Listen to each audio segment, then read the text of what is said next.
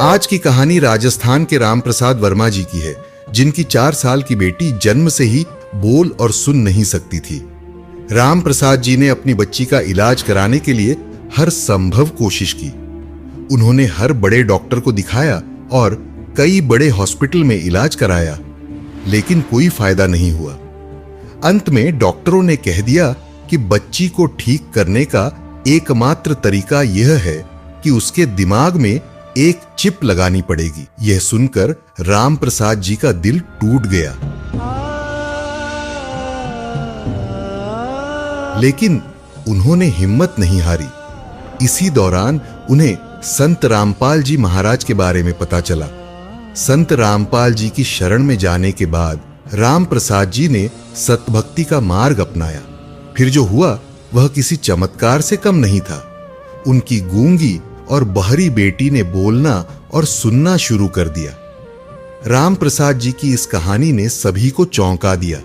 इस वीडियो में हम उन्हीं से उनकी पूरी कहानी सुनेंगे और समझने की कोशिश करेंगे कि सतभक्ति की शक्ति से यह चमत्कार कैसे हुआ।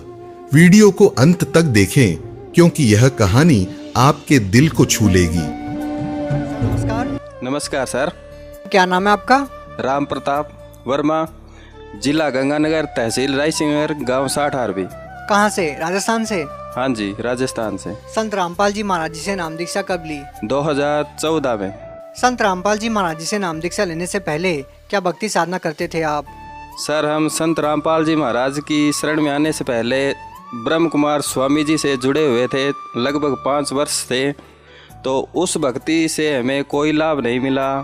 वो लगभग बीज मंत्र देते थे। वो बीज मंत्र करते करते हमारी आर्थिक और घर में लगभग हानि ही हुई उस भक्ति से, और सब कुछ मतलब ख़त्म हो गया। परिवार, हमारे दादाजी और ताऊ और बड़े काका जी, वो भी उनकी ही भक्ति करते थे सर्वप्रथम। और हम 5 साल से जुड़े थे, हमें भी कोई लाभ नहीं हुआ, उल्टा नुकसान ही हुआ उस भक्ति से।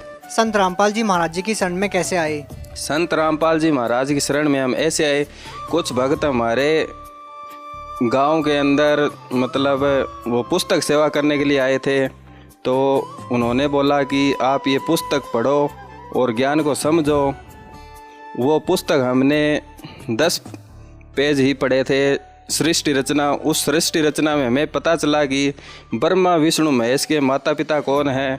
सबसे पहले तो हमें यह जानकारी मिली, और उसके बाद हमें मानव जीवन का पता चला कि हमें इस मानव जीवन में क्या भक्ति करनी चाहिए और क्या नहीं करनी चाहिए। जो हमारे मानव जीवन का मुख्य उद्देश्य है वो जीवन मरण का कष्ट खत्म हो। इसी कारण हम संत रामपाल जी महाराज की शरण में आए। संत रामपाल जी महाराज जी से नाम दीक्षा लेने के बाद आपको क्या क्या लाभ मिले? संत रामपाल जी महाराज की शरण में आने के बाद हमें, मेरा 2 बार एक्सीडेंट हुआ था मोटरसाइकिल से, उसमें मेरी जान जानी थी। वो भी संत रामपाल जी महाराज की कृपा से ही मुझे जीवनदान मिला। और उसके बाद में मेरी गुड़िया है, ये 6 वर्ष की। कहाँ पे है जी? बुला लो। ये गुड़िया है सर, मेरी 4 वर्ष की थी पहले, और आस पड़ोस के लोग कहने लगे थे कि ये बच्ची बोलती नहीं है और सुनाई भी इसको कम देता है, यह मुँह की तरफ देखती रहती है, इसको आपको डॉक्टरों को चेक करवाना चाहिए। तो परिवार वाले भी कहने लगे कि इस बच्ची को दिखाओ, आप चेक करवाओ क्या तकलीफ़ है। आपने दिखाया इनको? हाँ जी। कहाँ दिखाया? मैंने इसको गंगानगर अर्पण हॉस्पिटल है, जो गंगानगर का मुख्य हॉस्पिटल है, ये अर्पण हॉस्पिटल, जो कान, आँख और नाक का, उसमें इसका इलाज करवाया सर। क्या बोले डॉक्टर? जी 8 लाख रुपए मांगे थे उन्होंने, और कहा था कि इसके दिमाग में चिप डलेगी यहाँ पर, वो आपको जयपुर से डलवानी पड़ेगी। वो भी सक्सेस होगी या नहीं होगी उसकी हमारी कोई गारंटी नहीं है। तो हम वो रिपोर्ट लेके फिर संत रामपाल जी महाराज की शरण में आने के बाद में उनको ये जानकारी बताई, और संत रामपाल जी महाराज की कृपा से ये बच्ची ठीक हुई बाद में। आज बिल्कुल ठीक है ये? हाँ जी, ये बिल्कुल ठीक है। अब रिपोर्ट में क्या लिखा है? इनको सुनाई नहीं देता है? हाँ जी, बिल्कुल सुनाई नहीं देता था। ये रिपोर्ट है इसकी, डॉक्टर ने 0% शून्य बताया था कि एक कान से 0.5% सुनाई देता है और दूसरे से बिल्कुल भी नहीं सुनाई देता है, मतलब जमा 1% भी। अब ये बोलती है, सुनती है? हाँ जी, अभी इसको सुनाई देता है। और जी, संत रामपाल जी महाराज जी से नाम दीक्षा लेने के बाद आपको और क्या लाभ मिले?